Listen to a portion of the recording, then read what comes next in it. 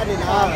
Galit din po kami sa corruption. Kaya mo pakiusap lang mo namin, igigilin po namin para tanggalin namin yung mga tao dito.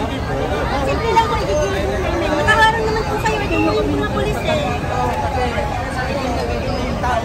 Sige o, bigyan na lang po ng space para maigilin namin. Doon na tayo, boss. Doon na. Atras! Para makaparte!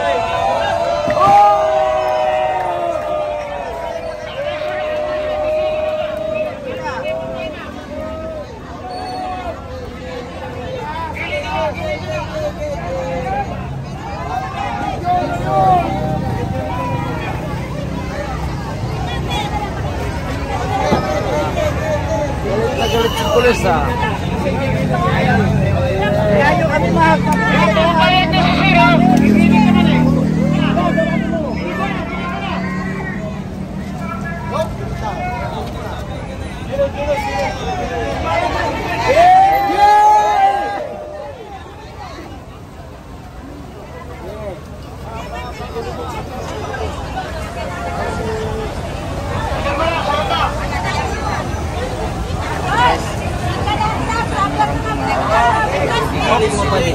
Atras daw, atras! Ayaw sana papayagan ng mga pulis kasi nakaharang ko dito. Yan, yan na lang! Eh, buksan nyo na! Ganyan to! Ganyan to! Maik na si Sir! Gilit!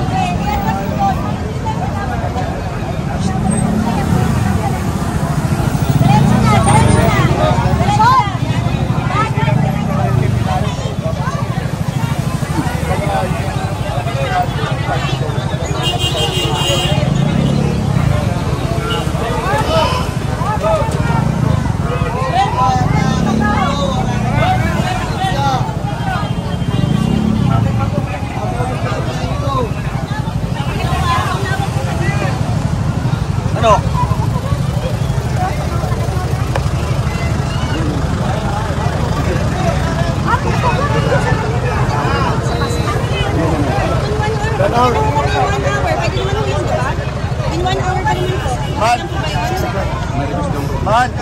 Talagang na rin lang mo tayo. Na rin lang naman mo. Kaya ganyan lang kami. Hindi mo kami in 1 hour. Wala akong problema sa request. Sir Eric! Sir! Wala akong Eric! Eric! Eric! Hindi na lang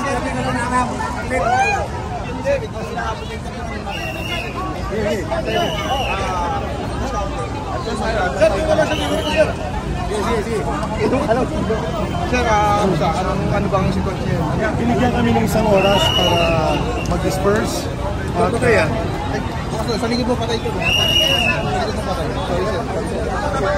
Sabay na. Ay, sorry. Check mic. Okay, good. Sir, kakakamsahan ko itong event natin dito. Continuation ba ito ng mga nakarang? ito po ay panawagan para sa pagbaba ni Marcos Jr. sapagkat siya po ay tinuturo na criminal president. Yes, cellphone lang. He is the mastermind and the operator of the crime syndicate. At the same time, no less than his sister, confirmed na siya ay nasa chronic drug addiction. That those are serious criminal accountabilities that endanger the Constitution, the entire Republic, and it is a national security problem. That is why we're calling here for him to resign. But right now, binigyan lang kami ng isang oras na lang. Dahil may misa daw sa Itza Shrine. And then mayroong problem sa, ang lugar is private. hindi sa Freedom Park, that we negotiated to General Agradante yung, I think this is Eastern Police District, Commander ng Eastern Police District, nabibigyan kami ng 1 oras until 6 o'clock. Biglaan lang po ba to, sir? O nag-secure kayo ng ibang permit ibang lugar sa ibang lugar o hindi na-approve lang? Nag-apply ng permit ang grupo ng United People's Initiative doon sa People Power Monument, denied. So, lumipat kami dito as alternative venue. Kasi ang aming pag-aakala, ang bangketa, pwede namang pansamantala gamitin ng tao. Hindi naman kami nag-obstruct sa traffic. So, ang pakiusap din ng police, 1 hour before the start of the mass, magkakaroon ng dispersal temporarily and then to apply for a permit sa EDSA Shrine. At yan ay sa Coraparuco yata ng EDSA Shrine. You're apply for another permit. Ibig sabihin, sir, continuous. This is continuous. Pero sabi ng police, kung walang mga ganito na may nakaharang at gilid lang, they can tolerate. Pero kung ganito na may obstruction na, they can only give maximum of 1 hour. So I will talk to the other leaders. 5 grupo nandito eh. Marcos Resign, Marcos Alis, United People's Initiative, Bangon Sambayanan, and Christian Muslim Alliance. Yung in-announce kagabi ni Senator Amy Marcos, malaking impact po ba ito para sa panahon? Ay, upo. All along, ang pag-iisip ng taong bayan ay adik si Marcos. What Amy Marcos did last night was a confirmatory declaration. That means, from the very beginning, Marcos should have not been elected as president. So, tingin niyo, Delikado. Kasi kasalanan din ni Amy, pero bumabawi siya. Kasi inilihim niya ito eh. Kung ito ay nabulgar during the election time, Marcos would have never been elected as president. so tingin niyo, sir, kung mayroong mas authoritative na magsabi na nagdadrugs ang presidente, si Senator Amy, Definitely, it's not going to be Ping Lacson, not going to be Claire or Larry Gadon. It will be Amy Marcos.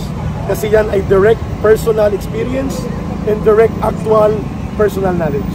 Like, Saldico, walang pwedeng magsalita sa sindikato kundi kapwa sindikato. thank you, sir. Ka Eric Celis po ko, Secretary General ng Bangon Sambayanan. Dating NPA, nagbalik loob, ngunit ngayon inaayos muli ang gobyerno para wag na magrebelde ang tao. Eric, umalis ang Eric. Ano ba ang kahalagahan ng kapamilya na nagsasalita laban mismo dito sa kanyang kapatid na presidente, Nabangag? Mabigat po yan, sapagkat yan ay isang mataas na antas ng pananagutan na kanyang pinanindigan para sa bansa. It is not very easy for a family member na i-reject niya ang kanyang kapatid para piliin na ito'y bunyag sa taong bayan. And that is a very rare opportunity na dapat yakapin ng mamamayan, na ngayon ang kapatid na mismo ang nagnanais na bumaba na si Marcos dahil he does not fit to become the president from the very start. Maraming salamat, Eric. Balikan ko muna kasi may 1 hour.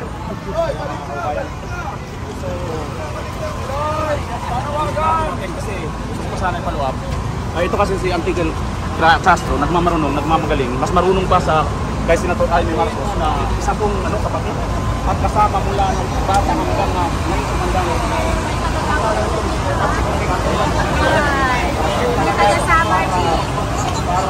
sabihin na hindi yun fake news o kaya walang